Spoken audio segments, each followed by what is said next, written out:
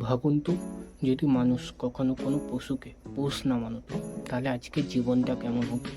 বাড়িতে গরু, ছাগল, মুরগি কিছুই থাকতো না, মানে দুধ নেই, ডিম নেই, মাংস নেই। মানুষকে প্রতিদিন একই শাকসবজি খেয়ে নিজেদের জীবন অতিবাহিত করতে হতো। মানুষ সৃষ্টির সময়ে যদি পশুকে পোষ না মানাতো, তাহলে জমি চাষ করা খুব কঠিন হয়ে যেত এবং কোনো ভারী জিনিসকে মানুষকে নিজের হাতে বয়ে নিয়ে যেতে হতো। ফলে মানুষের খুব কষ্ট হতো। বাড়িতে অতিরিক্ত খাবার থাকতো না, গ্রাম শহর কিছুই গড়ে উঠতো না। ফলে মানব ইতিহাসের উন্নতি খুব ধীর গতিতে হতো। আজকের এই ঘটনা থেকে আমরা কি শিখতে পারি? 1. সহযোগিতা থাকলে উন্নতি সম্ভব। 2. মানুষ একা এগোয় না। 3. প্রকৃতির সঙ্গে মিলেই ভবিষ্যৎ গড়ে ওঠে।